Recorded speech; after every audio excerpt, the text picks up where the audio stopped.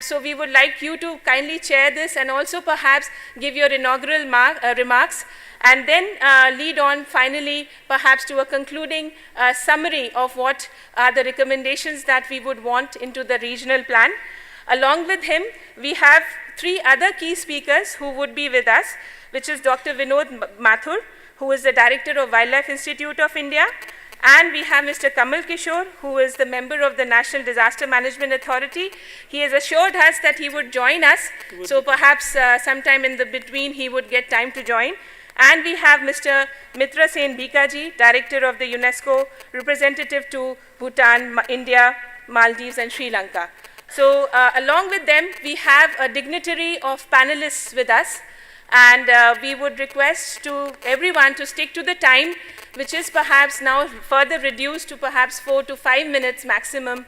But initially, I would request our key speakers, and to begin with, I would request Mr. Vinay Sheel Oberoi, sir, to kindly give his opening remarks. Yeah. Thank you, Dr. Ghosh, and welcome to this session. Slightly truncated, but I promise you, extremely interesting and hopefully thought-provoking. Heritage itself, as we know it today, it's an evolving concept, and one that is really sort of spread in its origins through the 20th century. And heritage is a discipline academically which is yet to find its niche, although there are several component elements of it. And when I look at heritage across the 20th century, not surprisingly, it's the wars that triggered it, the destruction, especially to monumental heritage, the looting of artifacts, the destruction essentially man-driven and man-made. And that is what brought, over time, through various manifestations, the World Heritage Convention.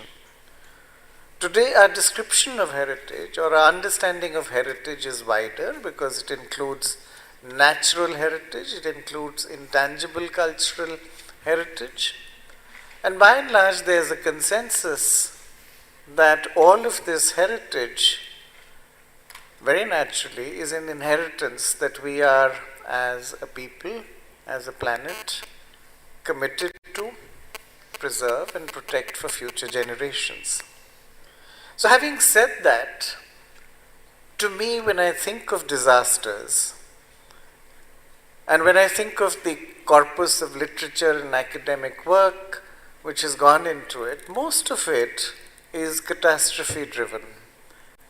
And we have more difficulty in dealing with something like, say, climate change, or anything that happens over a period of time. So a lot of these structures are geared towards responding to floods or tsunamis or earthquakes, and the preservation, or at least the reaction and future restoration of essentially monumental heritage. And yet, natural heritage is beginning to build its own. To me, heritage, it's mine, it's yours, it's us, it's the people, it's the community, and heritage will survive as long as people have a memory of it, have an understanding of it, and a desire to pass it on. There have been, over the last 20 or 30 years, several international or multilateral attempts at bringing more definition.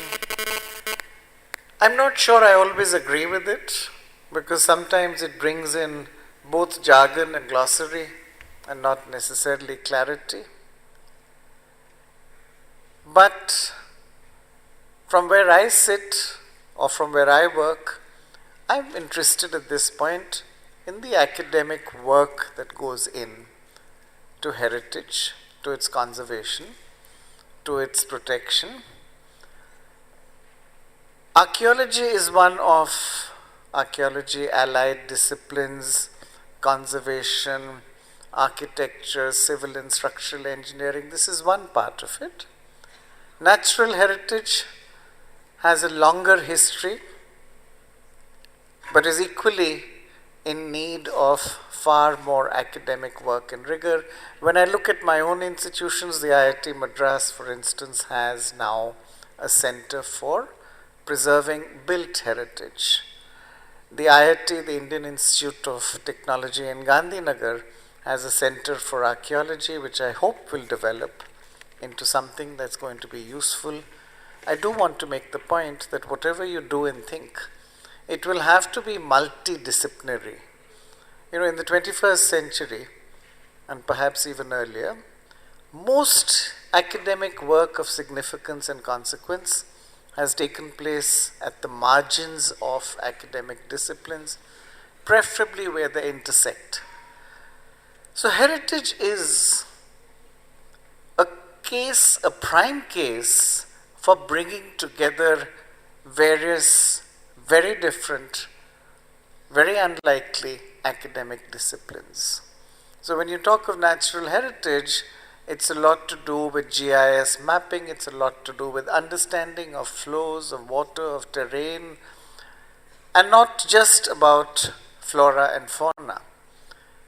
It's to do with, let me say, sort of, at another level, there's the sociological dimensions and people, and the way people live and work and have lived and worked traditionally with natural heritage. Similarly, in monumental heritage, there are a very large number of disciplines, and my plea really would be for a greater deal of academic work to support what is an increasingly accepted idea, what is intuitively a wonderful idea, but it needs now the rigor to be brought in to support that.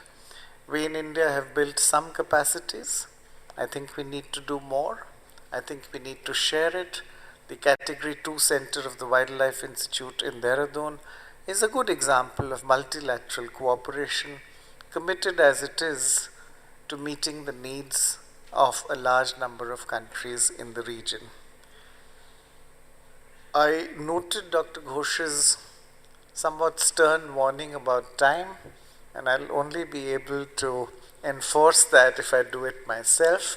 So I'm going to actually stop that part of it, but I'll reserve the chairman's right to intervene, and hopefully I can bring it together at the end of it. Thank you very much, and I'm going to ask if Kamal Kishore is here. I don't see him. All right. I will be next, sir. Okay. Dr. Vinod Mathur. Yeah. Thank you, sir. Yeah. Thank you very much, sir. Before Dr. Mathur begins his presentation, I would like to invite our another panelist, Dr. Professor Sudhi Bhakto. Kindly come on the dais, please. He's from the BNPB Indonesia.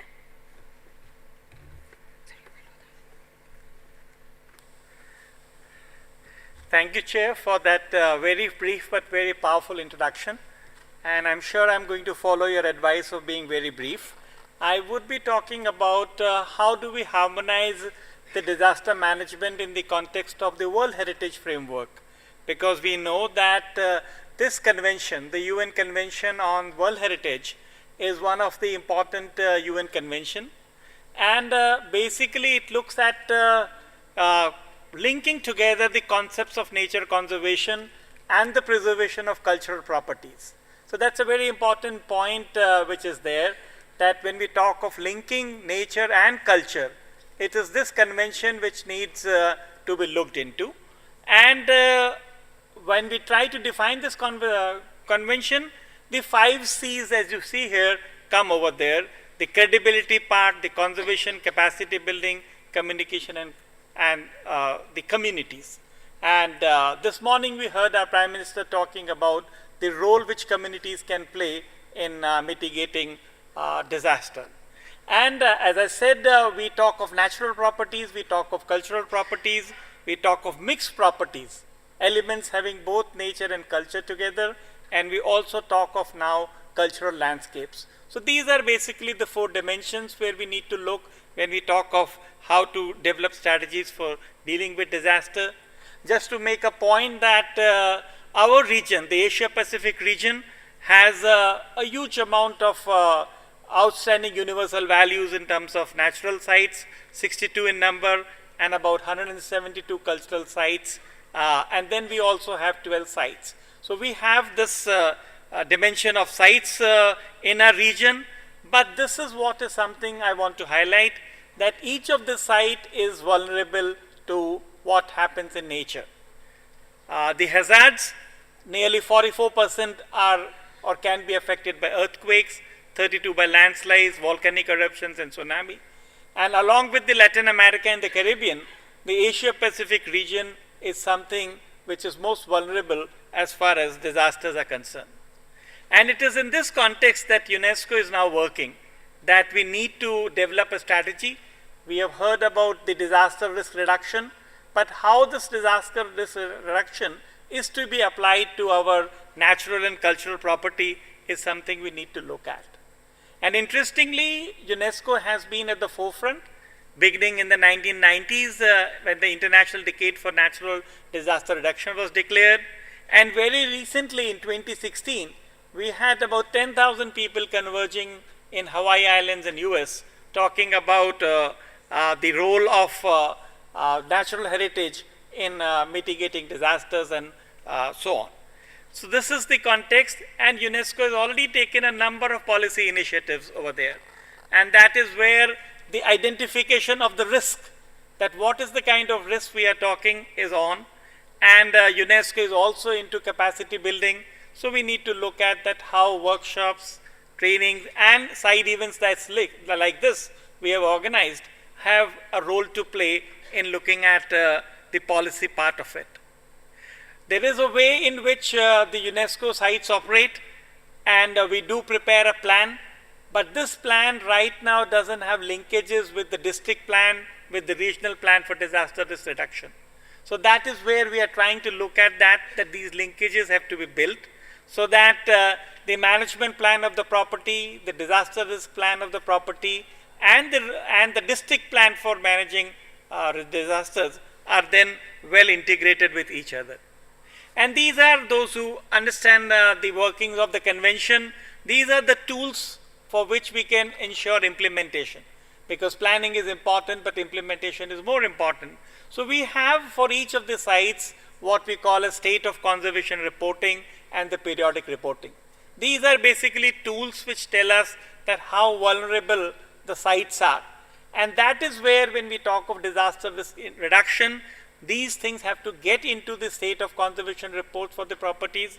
They have also to go into proper periodic reporting, and then only the system and the world at large will be able to know what are the sites and how vulnerable they are. And obviously we are talking of a three-pronged approach. We need to look at how these disasters can be prevented, and sharing knowledge is definitely one of them. And lastly, this is the point I want to make here, that we need to build up a systematic plan for disaster risk assessments of all sites. We need to look at what ecological processes that we can do on that. And there are countries leading with Japan who have done some extremely nice things on best practices for disaster risk management in natural sites. We need to learn from them.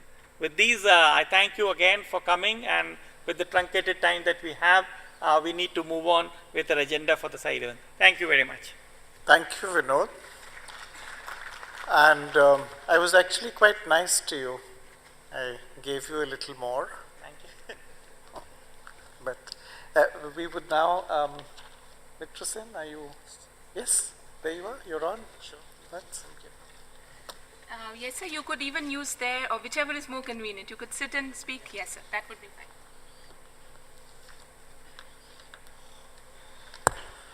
fine. Distinguished guests, colleagues, ladies and gentlemen, looking at the output which is expected from this session, it says that the output from the session will assist in integration of natural and cultural heritage conservation concerns into regional disaster reduction policies and mainstream of disaster risk reduction within management plans and systems of World Heritage properties.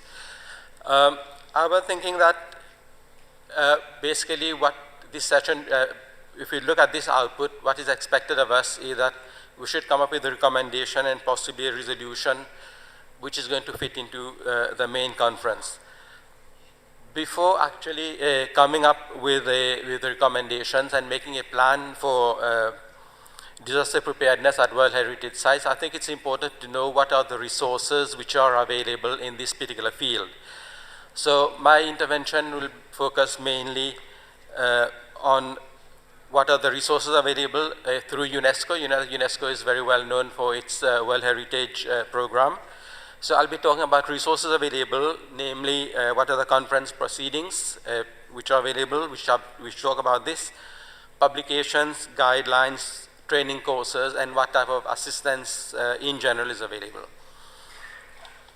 Well, the UNESCO World Heritage Center has started working together with state bodies to the World Heritage Convention, advisory bodies, and other partners to integrate a consideration for heritage in disaster risk reduction policies and programs, and to strengthen preparedness for disaster risk at World Heritage sites. The action that we've undertaken include the development of a strategy for reducing risk from disasters at World Heritage properties, the organization of technical workshops, and the publication of resource materials, as well as the provision of international assistance mechanism. I believe in other sessions, so people have been talking about the Sendai Convention, but there are specific paragraphs which refer to culture and heritage. And these paragraphs, they advocate for a culturally sensitive approach to disaster risk reduction in general, and calls for the protection of cultural heritage from disaster risk across its 4 priority areas of action. Now, in terms of disaster risk at World Heritage Site, is there a strategy already? Well, in fact, there is.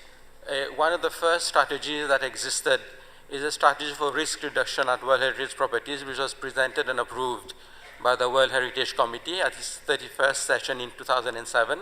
It's a little bit old, but this has been sort of updated. Its priority action was structured around the 5 main objectives defined by the Hyogo framework of action, the main UN-wide policy on the subject of disaster risk reduction existing at that time.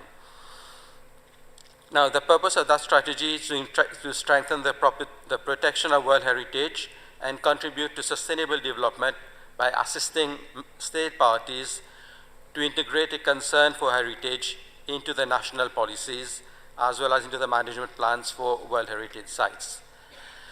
In terms of capacity building, UNESCO has, in collaboration with its partners, organized a number of workshops. The most recent one was one we organized 2 weeks back in Kathmandu, and I believe my colleagues Margarita and Rambuj will talk further on this during the panel discussion. Then there is one important one. I won't have time probably to go through all of them, but one important one you should know that there is an annual international training course on disaster risk management of cultural heritage, which is run by the Ritsumeikan University of Japan. This is a 2-week course. It's run every year, and it provides interdisciplinary training for heritage professionals. The last one, the 11th course, was held from 10 to 26 September of last year. And one of the recent conferences, there was a regional conference on harmonizing action to reduce risk for cultural heritage in Asia and Pacific in Malaysia. That was held in Malaysia in December 2015. And probably I'll skip the rest, but I'll just tell you there are certain resources. There's an interactive training guide and disaster risk management of cultural heritage in urban areas. There is a resource manual on managing disaster risk for World Heritage sites. There is the World Heritage Review of January 2015 on fostering resilience. These are the resources, and they're all available on the internet free of charge. It's open access. All these are UNESCO publication. But there is also a system of international assistance. If you get into our website, you'll have further information on this. Thank you very much. Thank you, Mr. Sen. That was UNESCO, and which is, of course, a very important agency in building the framework which we hope will address many of the issues. Janki, the TIS perspective, is it, or it's yours? Let the title come up. Can Yeah. the title kindly come up? Yes. Yes. So I think we had the sessions of key speakers, but we'll probably still wait for Mr. Kamal Kishore. If he comes in, we'll get him a chance to speak. But then we'll now move into the panel, and we would get Dr. Janki Andharia to set the context of the discussion. Yes. Thank you very much. As one of the sort of collaborators of this session, I would definitely want to be brief and stick to my time so that I'm not ticked off. I like to be a disciplined professor that I am. All right. I'm going to be talking a little bit about the idea of natural heritage and disaster risks, trying to broaden the discourse beyond a single event, basically arguing that while it's useful to look at conservation, protection of a particular site or a particular geography from maybe floods, cyclones, earthquakes, and so on, there's probably a need to broaden the discourse to look at broader issues as well. I would like to take off from the previous session. There was a comment by a 75-year-old gentleman who raised critical questions, and I think I kind of want to belabor the point that he was making. And I think the question or the frame that we use to examine any issue is important, and therefore I would like to really look at the linkages between a specific event and micro-causes and the response that are required, be it relief, rehabilitation, recovery, and link it to, let's say, broader processes of development. So the spotlight really is the context in which disasters are occurring currently, and I just would like to maybe talk a little bit about a couple of facts. The first is that scientists are telling us that humans have had the largest impact on the nitrogen cycle in the last 2.5 billion years. And human activity has increased CO2 concentrations. Delhi is a very good example. By 120 ppm since the Industrial Revolution, because essentially due to fossil fuel burning, leaving the concentrations to about 400 ppm, and it's continuing to rise. We have pushed extinction rates of flora and fauna and species above the long-term average. And the Earth is now very clearly on a course of what we call the sixth mass extinction, or the Anthropocene. This would see 75% of species being extinct in probably the next few centuries if the current trend continues. And this is something that scientists are telling us, so it's not something that I have cooked up. We have also put so much plastic in our waterways and our oceans that microplastic particles are ubiquitous now, and plastics are going to leave an identifiable fossil record for future generations to discover.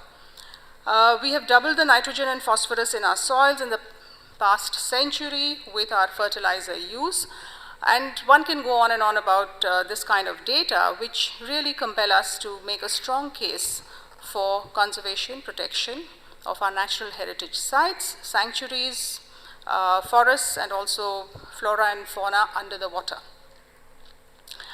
So the need, therefore, is to review our consumption patterns on the one hand, driven by current models of development which in fact legitimize risks. And I did not see much of this conversation about legitimization of risks that is happening systematically through the development models that we are pursuing, because very often those models are non-negotiable, and we sort of look at a particular track of development and then we keep talking about, disaster risk reduction, etc., but in fact we are driving disasters in a very big way. So we know the models of development are not sustainable, and the Paris Agreement, a lot has been talked about it. While it is significant, it is not sufficient. I think we know that it's going to only have a limited impact, and it's not necessarily going to check our rapid progress towards mass extinction. So protocols, policies, laws do exist, and however, they are not implemented adequately, and I think that's something that we need to look at. Very often they are blatantly, where they do exist, they are blatantly violated or breached, and implementation needs a fair bit of attention as well. So my argument is that our recommendations must include not just local or micro-level community-based sort of processes or actions, but we also need to pay much careful attention to macro policies that increase risks and build in greater accountability of people making certain kinds of decisions. So I want to really flag the idea of accountability. Thank you very much. Thank you, Janki. And that was indeed thought-provoking. Development models are not sustainable. In fact, in the previous session, one of the speakers spoke of the fact that the distinction between man-made and natural disasters is getting blurred over time because man has contributed immensely, if not almost dominantly, and that we need to pay much more attention to macro policies. Could I? Yeah. Dr. Shikha Jain, to take the floor. Thank you, sir. So I'm going to specifically talk about the cultural heritage sites, and it is in two contexts.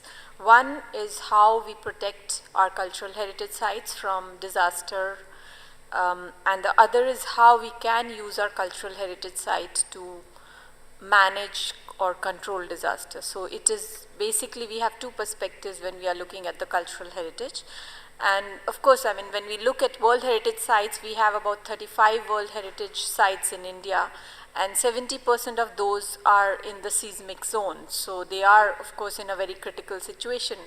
So definitely when we are planning for these sites, we are supposed to prepare management for our management plans for our World Heritage Sites, and India has now started taking into account the disaster risk management plan for these cultural heritage sites. One of the first management plan for Jantar Mantar Jaipur, which was one of the first sites that prepared a heritage management plan and also included disaster risk reduction as part of it.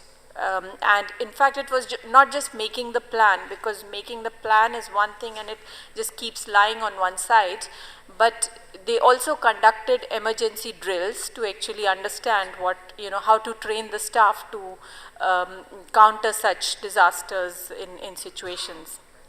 And in fact, during one of the UNESCO audits, which was taken for 15 countries on how they are following their UN conventions, India was one of the countries where UNESCO conducted this audit. And in this audit report, which was presented in the World Heritage Committee session at Doha, Qatar, it actually records that India has started making structured management plans for its cultural heritage sites, and it quotes Jantar Mantar as an example. So that was the first, but of course now we are continuing with similar management plans for other World Heritage Sites, which is a good start, I would say. And again, not just the planning, but actually getting things to do on ground. The second aspect that I mentioned was how do we see the potential of our cultural heritage in managing disasters? We look at our traditional knowledge systems. Asia and India is so rich. It has a rich repository of cultural heritage, intangible heritage, traditional knowledge systems on how you understand nature. I mean, tsunami, of course, is a very well-known case on how the human beings and animals could actually judge it much before, the sensor data and all came through. But similarly, the traditional construction systems, if you are looking at the Sendai framework and priority 4, which says build back better, and what are we looking at, build back better, we need to understand that it's really the traditional construction systems at times, especially in the hilly areas, which are more sustainable for seismic zones. So we really need to understand our traditional knowledge systems and use them in resisting disasters in that sense. And similarly, other traditional intangible heritage that can be a potential for DRR. So these were 2 points that I wanted to emphasize on, but of course I would like to close with, a big challenge that we face on our cultural heritage sites and including our World Heritage sites, which is the living heritage. It's sensitizing people and making them understand about disaster. And one of the cases that I've dealt with, and it is most critical, is the Jaisalmer fort, where we see that twice it has suffered structural failure because of earthquake and also because of the water absorption in the hill. The sandstone there is crumbling, and it's actually there are 2 structural failures already occurred. At the same time, it is a protected ASI site. On top, there is no construction allowed, but you have a population of 4,000 people who are living, who are earning from the fort, and they have a tendency to build additional hotel rooms up there. So it's really not a case of that we don't understand this particular heritage, but how do we sensitize those people and make them understand, that they really need to ensure such kind of protection measures which don't allow such disasters, which would actually impact their living. So again, the Sendai framework, which talks about livelihood and people and living heritage, is an important aspect, and that is the biggest challenge we have in India for our cultural heritage. Thank you. Thank you, Shikha, and thank you for reminding us that it's the traditional practices and knowledge that may actually have more solutions than we would think possible. Thank you for bringing in all those dimensions of cultural heritage. I have now a list which I've been given, and our next panelist is Vanika Arora. Welcome on behalf of NDMA, and thank you for inviting me to speak. I'm just going to quickly go through what we are doing here at NDMA with respect to built heritage in India and focus a little bit on World Heritage at Risk. I'll just go there. 1 second.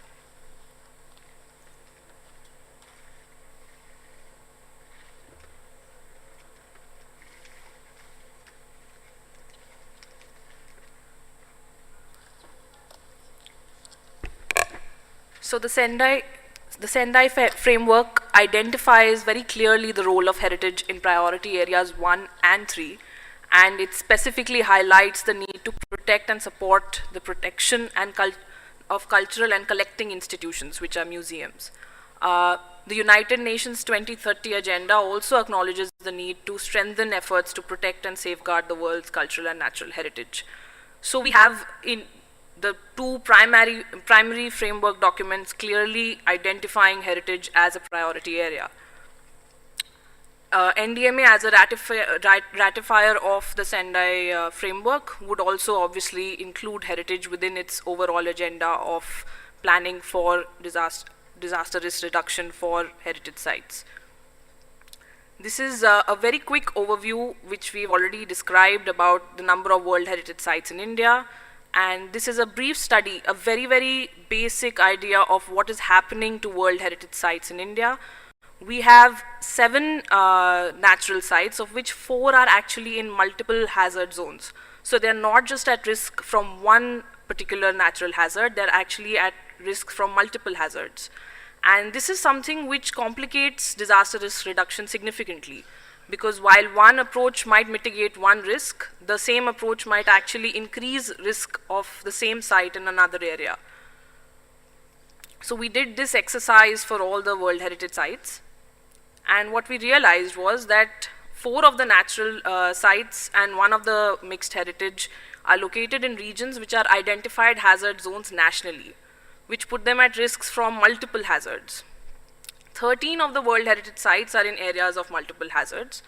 Now, what this means is that management plans need to account for these big disasters, but what this chart does not show you is actually micro zones. So at the state level, at the district level, and at the site level, we do not have enough data to actually be able to accurately identify risks. So we can talk about management plans and we can talk about strategies, but we right now lack the very basic data in order to carry out these exhaustive studies. The challenges, as I see them, are that because of the diversity in age, scale, and physical conditions of built heritage, it becomes very difficult to standardize an approach for disaster risk reduction. The second is that, of course, lives are the first priority, but often the reduction strategies that we carry out might actually reduce the inherent values of the physical fabric. So if we do carry out certain measures, they might have an impact on the very thing that makes that site important. And the third thing, which we've already discussed, is the resilience of historic fabric and the resilience of traditional building forms. Now, much has been said about this in the past 2-3 years, and I've been a part of these discussions. And I've also been a part of the discussions which talk about world heritage being critically threatened. I find that both approaches have their issues. The issues being that we tend to either romanticize the notion of resilience for built heritage, or we tend to over-exaggerate the possible risks. And both are problematic in terms of coming up with cohesive strategies. So with respect to the disaster risk cycle, and at each stage, what are the challenges that World Heritage Sites present? The first one is that we lack continuous updated information. So like Dr. Jain talked about Jaisalmer Fort, one of our biggest problems is that multiple agencies have worked on this site, and some excellent work has been done in the past. But continuous updation of information is something which is completely lacking for this site. So we do not even know the stakeholders for whom we claim to be carrying out this disaster risk reduction. If lives are what we want to reduce, what we want to save, then that is something which we are completely ignoring. With respect to risk mitigation, many of our larger sites are located in extremely dense areas, which are very difficult to manage, and there is a lot of complex urban fabric which needs to be dealt with. With respect to emergency preparedness, things like carrying capacity, things like living heritage sites, these are issues that disaster risk reduction hasn't fully understood with respect to World Heritage. And finally, the idea of authenticity when we talk about building back heritage which has been damaged is something which is often in conflict with the ideas of UNESCO and authenticity. So when we talk about build back better and when we talk about authenticity of UNESCO World Heritage Sites, these are some things which pose a major conflict which needs to be discussed and resolved. So the first priority area, which is understanding disaster risk, we need to link risk assessment to assessment of heritage values. We need to establish acceptable risk and acceptable change and negotiate between the two. We need to open channels of information and increase access to this. We need the disaster management professionals to talk to the heritage professionals. And that is something which has only recently begun to happen, and I noticed that there is a shift. And good management reduces risk. So if you have a management plan and if you are able to implement it, often that itself will reduce the vulnerability of a World Heritage Site quite significantly. Including local stakeholders in that planning would also help.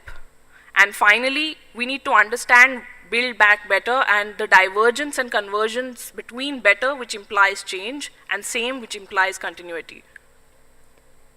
And finally, when we are assessing loss to cultural heritage, we need to understand that heritage values need to be assessed as well in terms of assessing loss. And that is something we need to quantify in order to get through to the disaster management side. Thank you. Thank you, Vanika. As we move hopefully rapidly, could I request Dr. Sudhi Bayako? Yes, sir. You're at the extreme. I'm sorry.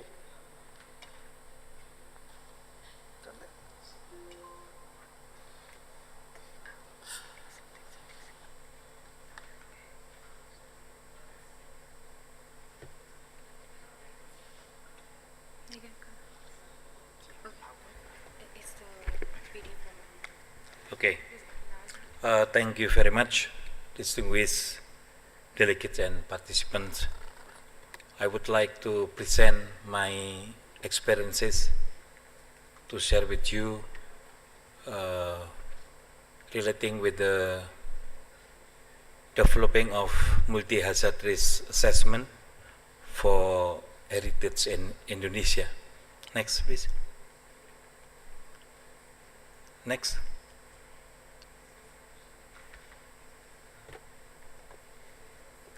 Yes, before we discuss about the objects of the heritage, we would like to inform you that for hazard assessment is the first step, yeah, to support this analysis with GIS and information system. And then, please, next slide. Yeah, from geological and meteorological hazard. This is the Borobudur temples that was covered by the eruption of the volcanic, not only for from Merapi but also Kelot volcano in East Java. The distance of the volcanic eruption and Borobudur temple more than 200 kilometers is far away, and Borobudur temple is the World Heritage and covered by asphalt. Next. This is a triangle of risk. Yeah, I think it is a general formula. Okay. Next. Yeah, like this. We can analysis of risk both of qualitative and quantitative. But for intangible heritage, we cannot valuable. Okay, next. This is the case study, cooperation between Gajah Mada University and also Ritsumeikan University in Japan. Yeah. Next, please. Yeah. Yeah. We choose the case study in 3 places. Kota Gede. Kota Gede is the urban area with very densely populated area and suffering from the earthquake. And the second one is Parangtritis beach area, is the unique of the coastal area in Yogyakarta. And lastly, in the Borobudur temples.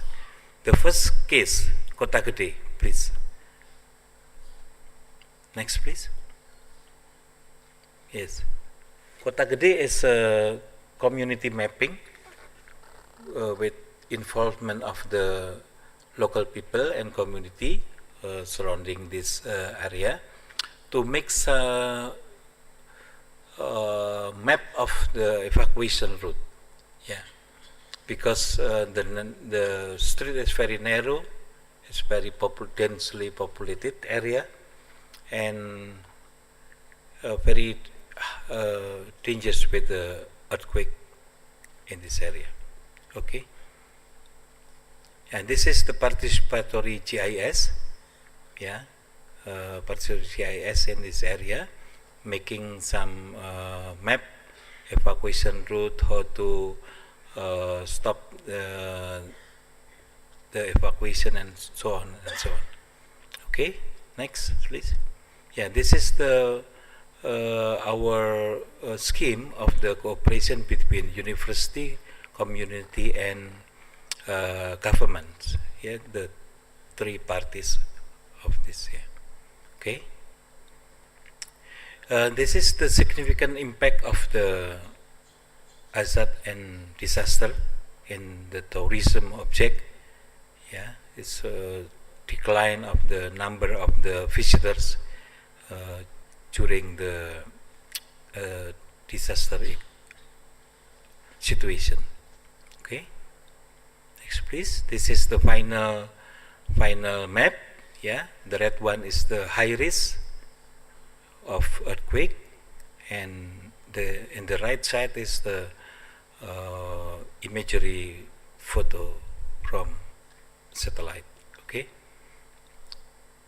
The case 2 is to map the evacuation route by tsunami hazard, especially in the coastal area for the tourists and local people. Yes. Next, please. Yeah, this is the ecosystem base. Yeah, because in the coastal area is very unique, very specific. Consists of the landform, 3 landform at least, in the coastal area, in the hilly area, and the flood-prone area. Okay. Next, please. And this is the next map. The final map is, please, next.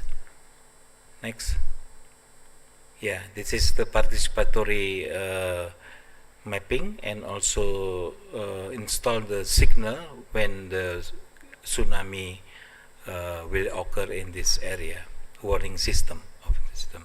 Okay. And this is also application of the scheme. And then, yes, this is the final map.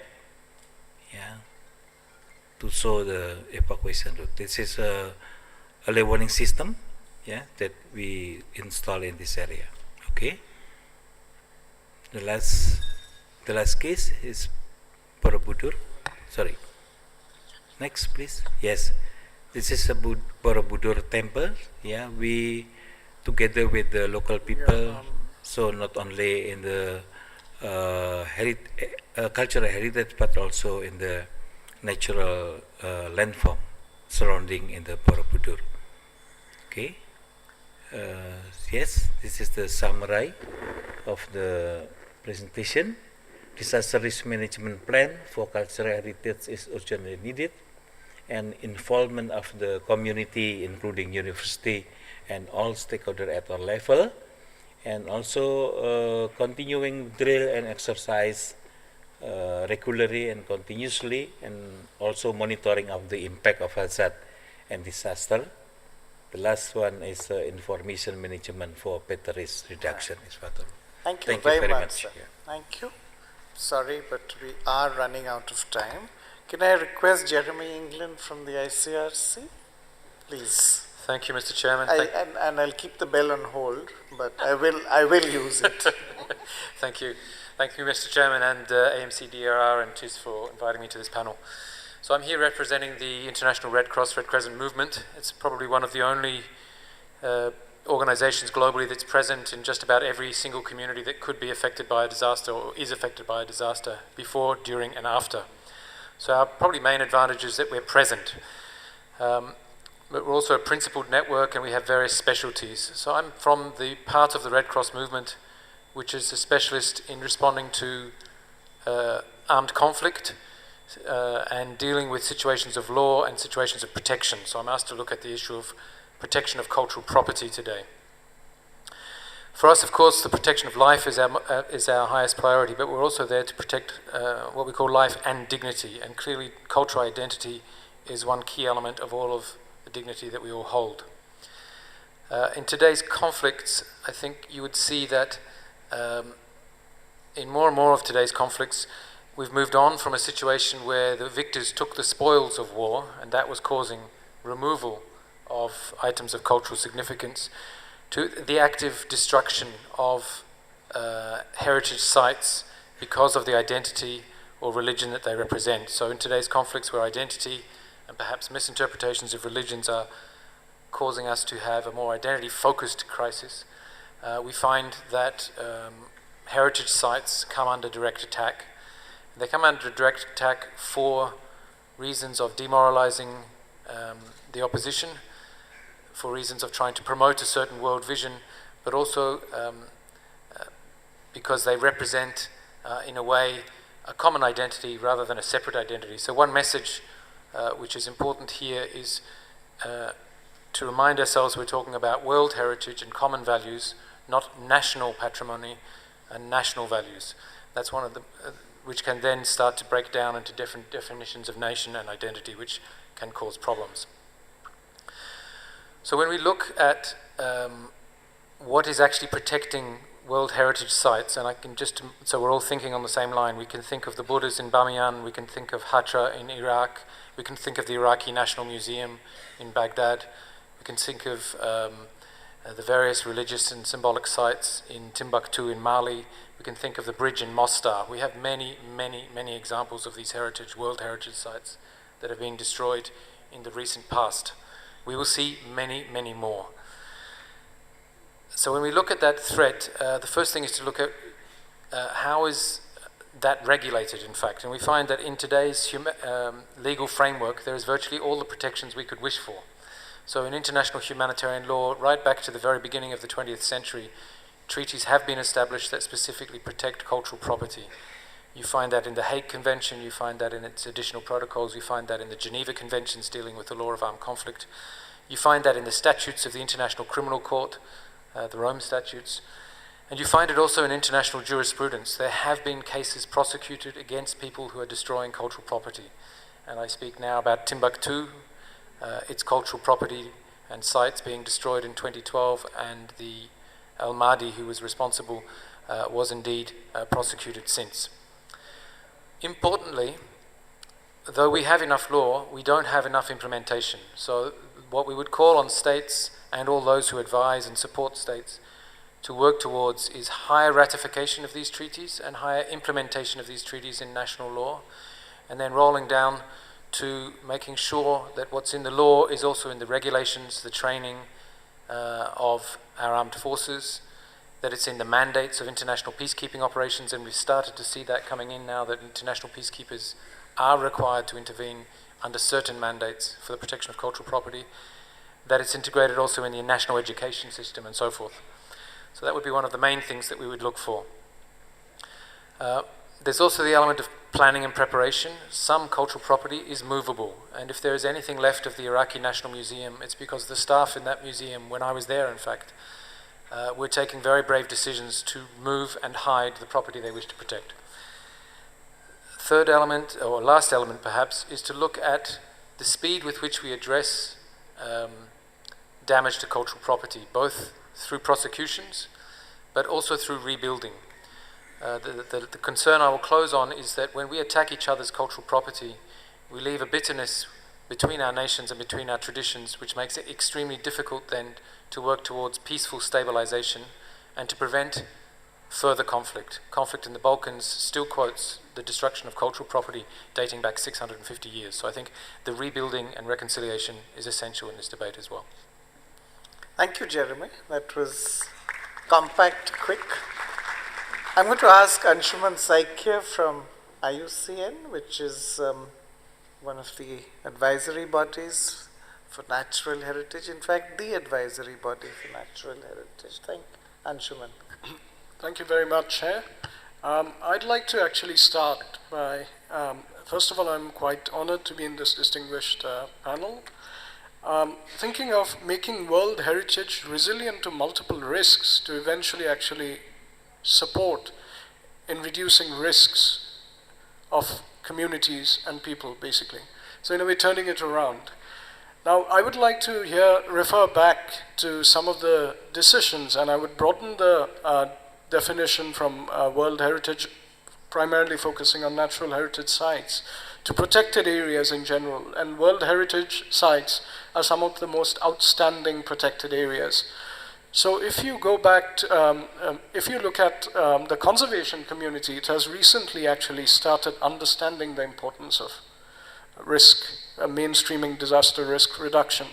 A prime example is the World Parks Congress, which is the apex body of protected area managers that met in Sydney 2 years ago in November 2014. In its Promise of Sydney outcome document, clearly referred to the importance of protected areas in addressing disaster risk reduction. Going along, in 2014 itself, the CBD COP12 in the Republic of Korea had a specific decision on ecosystems, on disaster risk, climate change, and biodiversity with reference to protected areas. And further to that, the Paris Climate Agreement also has clearly recognized the role of protected areas and World Heritage sites. There are a number of empirical studies, including those that have been quoted in recent publications that have been developed by IUCN in partnership with its partners in the Partnership on Environment and Disaster Risk Reduction, which include UN agencies and other organizations, such as safe havens and natural solutions that clearly demonstrate the role of protected areas in general and some World Heritage sites in reducing risks to natural disasters. Example being Bank Dargah, excuse my pronunciation, in Mauritania was quoted, for example. And we just concluded an extremely, I would say, a very good, productive workshop, a 2-day pre-conference event yesterday, which involved representatives from ministries of environment and including protected area managers and Sendai Focal Point representatives from 6 countries that clearly are keen on working together on addressing disaster risk reduction by integrating ecosystem-based approaches. So our message is, and we are in the process of actually even submitting a statement, is to actually urge member states, including IUCN member states, to actually consider adopting ecosystem-based approaches in the regional action plan. Thank you very much. Thank you, Anshuman. And could I request Naveen Piplani from Intech? Thank you, sir. So I will quickly move on to 2 or 3 key things that I have to say. It's interesting that a lot of speakers have already mentioned and have already covered a lot of ground. So instead of deliberating on that, I'll just kind of pinpoint and highlight with a question. When Mathura Oil Refinery was supposed to come up, there was a huge hue and cry about its impact on the Taj Mahal. And the whole community, conservation heritage community, came together to preserve that. Now, coming closer to our own context in Delhi, which has 3 World Heritage sites, including Humayun's tomb and its immaculate dome, and you see the skies of Delhi covered with pollution, which is coming from the neighboring states.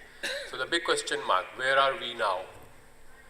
And I think the answer to this question lies in the ownership of heritage.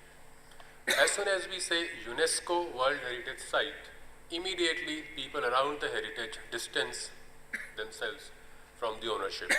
And I cannot imagine the people of Nizamuddin East or Mehrauli or Shahjahanabad completely putting a blind eye to this black cloud which surrounds Humayun's tomb, Qutub Minar and the Red Fort.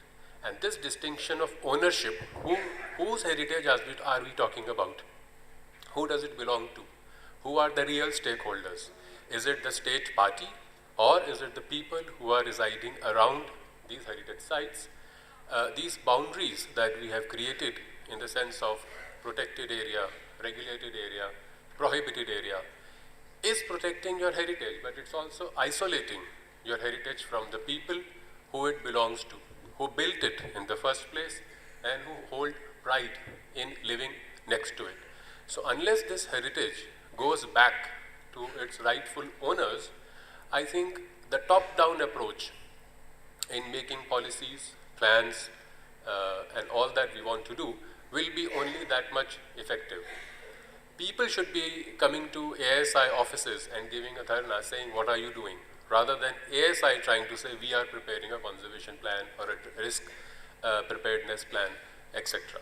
So that was my first point. My second point was we need to train them. These people cannot just come and ask a lot of questions. We need to empower them with solutions, immediate steps, first steps that they can take when such a situation arises.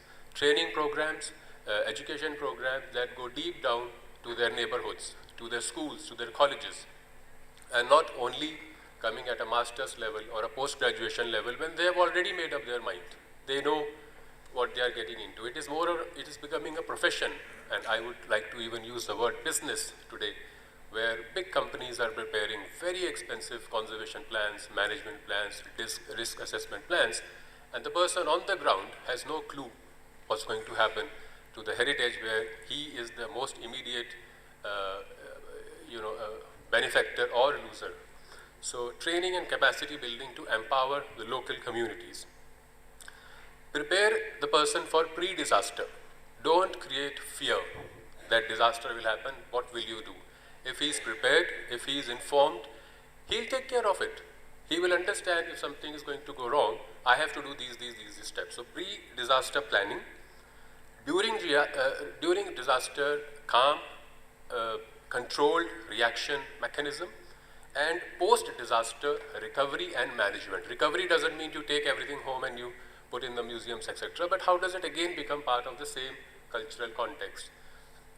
In terms of research, so I just want to point out that we need to spend more time and more investment in looking at tools and techniques, perhaps international case studies, best practices, approaches. Shikha Jain mentioned traditional. I fully endorse the idea. Traditions will help us go into the future. Strategies, planning, and the methods perhaps which we are looking at might already be there. Somebody just needs to dig deep and bring them to ground, bring them to light. So I end with these three key points that we need to learn from the context, both in terms of people, traditions, cultures, etc., etc. We need to bring it out, share it with the wider local, regional, and international community, both in terms of knowledge and skills. And finally, we need to develop training and capacity building programs which are locally rooted, which are not developed outside, and then we expect people to take them home into their countries and try and apply them. We should not be spoon feeding, we should be asking the right questions, make people think, and equip them to answer their problems, their questions in their own way. Thank you. Thank you. Thank you, Naveen. I'm going to request very quickly, firstly, Margherita Fanciotti from UNESCO. Then I'm going to ask Shri Dr. Rafan and Dr. Ramboj in that order, very quickly, because we do need just some time, and there are some clear audience or participant responses. Yes, Margaret. Are you? Oh. I can barely see 6 feet. Thank you very much. So I'm from UNESCO's section on Earth Sciences and Geohazards Risk Reduction, where we coordinate all UNESCO international activities, yes, on disaster risk reduction. Since we don't have much time, I would like to invite you to browse our website for more information on all the activities and all our projects that we have in the field of disaster risk reduction. Normally, we operate across these 4 areas: early warning systems, networking, capacity building, and policy development, but you will find all the details on the website. What I would like to focus on today, since we only have a few minutes, is 5 key messages, 5 key recommendations that can be for your consideration and hopefully for inclusion in the Asian regional plan for disaster risk reduction from a UNESCO international perspective. So the first recommendation is to address the urban-rural divide. So these recommendations are generic and are very important for disaster risk reduction in general, but they are particularly true and particularly significant when it comes to heritage and to natural heritage in particular. UNESCO is involved in shaping all international initiatives and all international efforts towards disaster risk reduction. For example, the development of indicators for the Sendai framework, UNISDR New 10 Essentials for Making Cities Resilient, and the Making Cities Resilient campaign that UNESCO ISDR is conducting. And when we look at all these initiatives, it's clear that those initiatives that are focusing on urban resilience, especially, are much more developed and much more advanced in the direction of providing common standards and common methodologies that can be shared across communities of scientists, practitioners, and policymakers, as compared to those focusing or addressing rural resilience. In this regard, natural heritage sites and protected areas in general, like all UNESCO designated sites, can play an important role in linking and bringing these 2 aspects together to address this divide. And all the efforts that are being made in the direction of evaluating the natural capital and the ecosystem services provided by protected areas are very important in highlighting the need to bridge this gap. So this comes to the second recommendation that I would like to pass on to you today. We already heard briefly in the previous session, for those who were in this room before, that we keep saying natural disasters when it is clear that disasters are never natural, and that natural hazards in themselves, when they do not when they are not combined with exposure and vulnerability, can even have positive effects. But we keep finding this word in natural disasters everywhere. So I'm putting here in the slides one paper that was published in 1976 that is titled "Taking the Naturalness Out of Natural Disasters." But then when we look at the Sustainable Development Goals, we find the wording natural disasters. So it's important to mainstream these ideas that disasters are never natural, they are man-made, and we need to understand and value the potential of environmental the environmental benefits provided by protected areas. And in terms of benefits provided, I would like to point to the fact that we need to move beyond participation when addressing the issues of gender, youth, elderly, minorities, disabled, and all other social groups that are most vulnerable. So we need to address the root causes of these inequalities and move beyond participation, and protected areas and UNESCO designated sites can be really a building block to start doing this. The fourth recommendation, to cut it short, is to reach communities. We've heard from other panelists before the importance of livelihoods and the importance that heritage, and especially natural heritage, and but also cultural heritage, can play in this regard. So a very important example in the case of UNESCO, for example, is provided by biosphere reserves. In the case of biosphere reserves, there is a core zone that is fully protected when non-development activities can be conducted, but then there's a buffer zone and a transition zone where communities interact with these protected areas, and they can develop ecotourism activities and other creative economy activities. So this is a good example of how we should also consider this aspect. And finally, the last recommendation is to use education as the starting point, to involve schools in all projects, especially in those relating to heritage, to promote education for sustainable development, and to include disaster risk reduction in all school curricula. This is pretty much all that I wanted to tell you for today. So the other recommendations have already been addressed. Thank you. Thank you very much. Sorry to chivvy you along, but I do need to do that. Come. Thank you. It's like a last batsman coming for playing and have to do a lot of runs in last over. So I will take 2-3 minutes. I'm from United Nations Office for Outer Space Affairs, and one of the program we run is called UN SPIDER, United Nations Platform for Space-Based Information for Disaster Management and Emergency Response. That is how we are related to World Heritage Site and ecosystem-based disaster risk reduction. So I just want to add a value of what people have said here, all the panelists have said. I would like to add one value, that understanding disaster risk is a top priority in Sendai, and that calls for evidence-based information.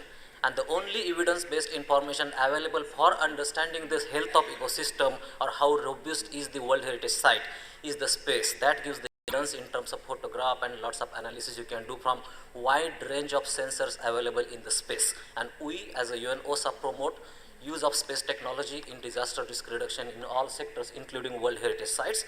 Another value I would like to add here through is we organize the global space conferences, just like what you heard for Sustainable Development Goals or COP21. We do that for space, and would like to include this as one of the agenda, because one of the 7 pillars we are dealing with is about the building resilience and capacities.